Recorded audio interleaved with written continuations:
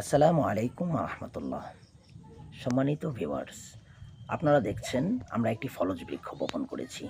আমরা আজকে এখানে প্রায় 25টি ফলজ বৃক্ষ বপন করেছি। আমাদের লোকেশনটি হলো কিশোরগঞ্জ জেলার পাখন্দিয়া উপজেলার আওতাধীন চণ্ডীপাশা ইউনিয়নে অবস্থিত 110 থেকে 115 বৎসর পুরনো একটি মসজিদ সংলগ্ন। মসজিদটির নাম হলো কুদালিয়া পশ্চিম পাড়া ভূঁইয়াবাড়ি জামে মসজিদ।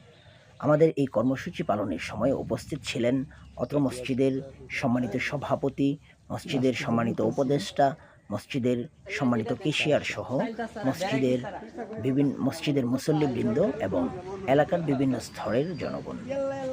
এলাকার জনগণ এবং মসজিদের কমিটির এবং মসজিদের মুসল্লিদের স্বতঃস্ফূর্ত অংশগ্রহণে আমরা আমাদের কর্মসূচিটি সুন্দরভাবে পালন করতে পেরেছি, আলহামদুলিল্লাহ। আপনারাও আপনাদের আঙিনাকে গাছে রাঙিয়ে তুলুন, আগামী দিনকে সহজ করে দিন, আগামী প্রজন্মকে শান্তির